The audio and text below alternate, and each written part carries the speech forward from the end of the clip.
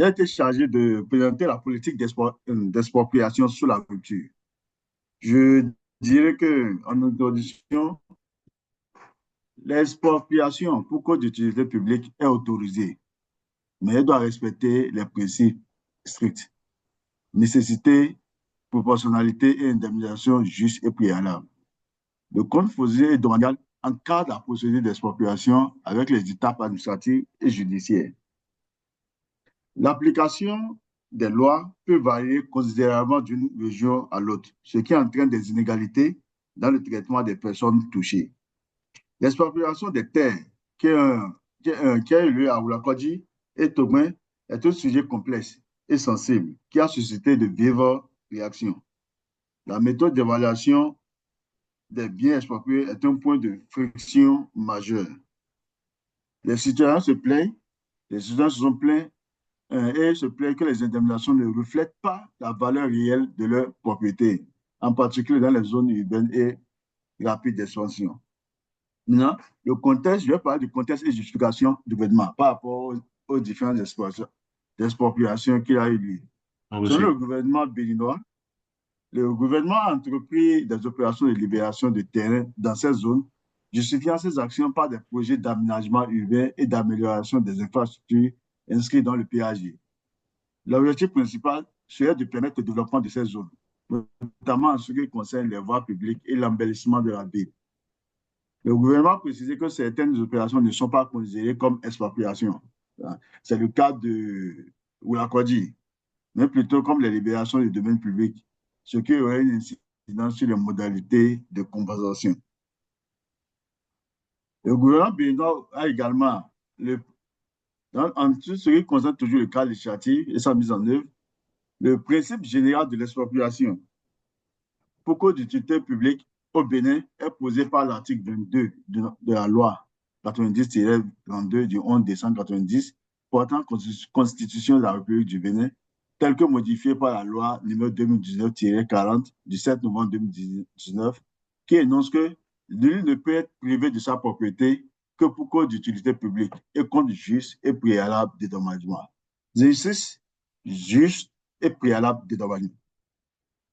Et c'est pour préciser que les contours du principe, c'est-à-dire de l'opération d'expropriation pour cause d'utilité publique, la loi 2013-01 du 14 2013 portant code foncier domanial en République du Bénin, tel que modifié et complété par la loi 2017-15 du 10 2017, a encadré les différentes phases et formalités. Les articles 2016 alinéa et 2017 alinéa du code foncier domanial ont précisé respectivement que le processus d'expropriation est enclenché par la déclaration d'utilité publique de l'autorité compétente.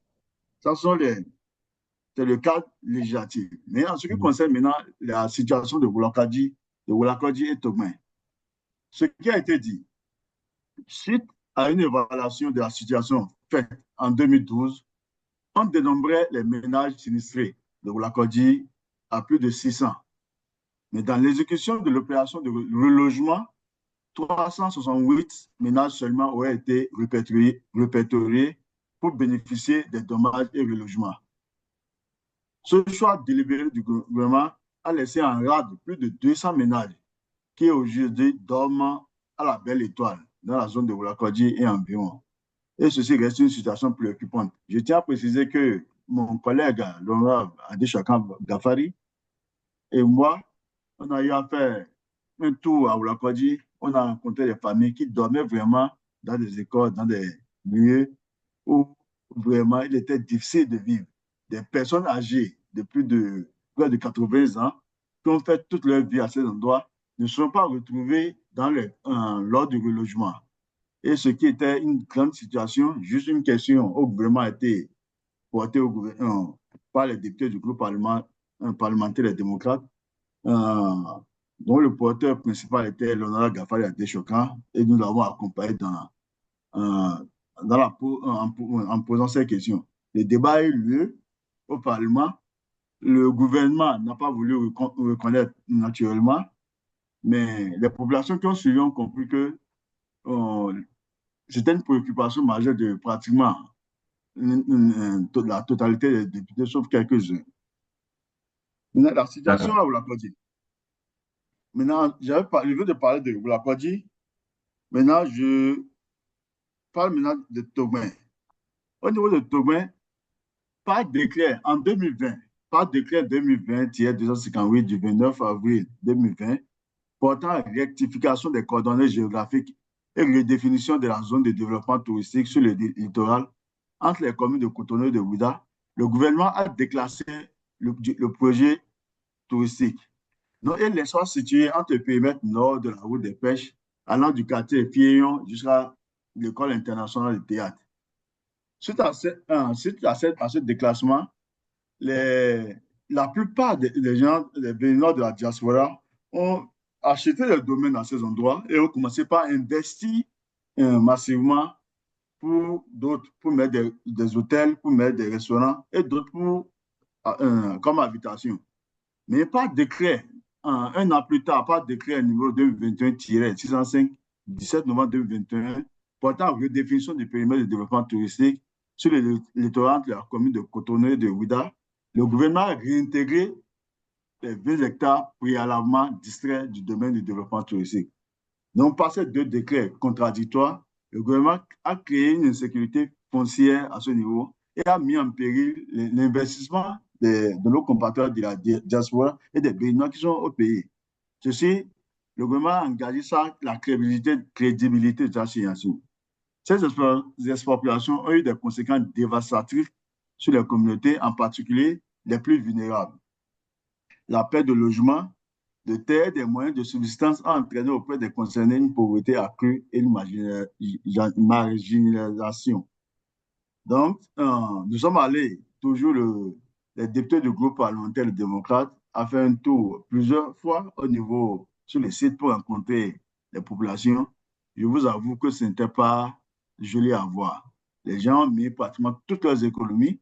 Ils ont fait des prêts au niveau des banques qu'ils ont investis et non seulement ils n'ont plus le domaine et ils ont des dettes à rembourser au niveau des banques. Maintenant, l'Amnesty International a eu à rédiger un rapport et a sérieusement documenté la situation. Ainsi, l'Amnesty International a documenté des cas d'expropriation forcée et d'atteinte aux droits humains au Bénin. Le rapport met en lumière des insuffisances dans les procédures d'expropriation, notamment en termes de consultation et d'indemnisation. L'organisation appelle à une meilleure protection des droits des personnes affectées par les projets de développement. Maintenant, suite à ça, nous proposons des solutions potentielles et des perspectives. Comme solution potentielle, il faut le renforcement du cadre juridique et institutionnel, c'est-à-dire améliorer la transparence et l'accès à l'information sur les projets d'expropriation, renforcer les mécanismes de consultation et de participation des populations affectées, assurer une indemnisation juste et équitable en tenant compte de la valeur réelle des biens expropriés. Il faut également, comme solution, une meilleure gouvernance des projets de développement, c'est-à-dire intégrer les droits humains dans toutes les étapes des projets de développement, mettre en place des mécanismes de suivi et d'évaluation pour garantir le respect des normes internationales, favoriser le dialogue et la médiation pour résoudre les conflits liés aux expropriations, euh, le respect des droits de... La meilleure gouvernance des projets de développement, je continue toujours dans ce sens, il faut le respect des droits de l'homme, le respect des droits, le respect des droits de l'homme, plutôt, excusez-moi, doit être au centre de toutes les politiques d'expropriation. Les populations affectées doivent être traitées avec dignité et respect.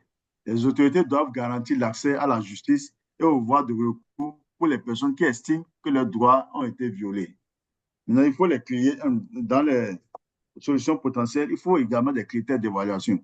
Ces critères doivent être plus transparents et prendre en compte non seulement la valeur marchande, mais aussi la valeur sociale et affective des biens. Solution potentielle, il faut également la participation des communautés. La participation active des communautés touchées est essentielle pour garantir que leurs droits et leurs préoccupations soient pris en compte. Le processus de consultation doit être inclusif et transparent et mettre en place des mécanismes de médiation de résolution des conflits pourrait contribuer à apaiser les tensions et à trouver des solutions équitables. Mais comme perspective, il faut renforcer le renforcement des institutions. Il est crucial de renforcer les institutions chargées de gérer les expropriations, en particulier en ce qui concerne la transparence, la responsabilité et le respect des droits de l'homme.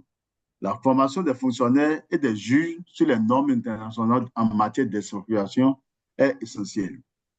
Il faut également là un suivi et évaluation. La mise en place du mécanisme de suivi et évaluation et d'évaluation de suivi et évaluation indépendant peut contribuer à garantir que les projets d'expropriation soient réalisés dans le respect des droits de l'homme et des normes environnementales.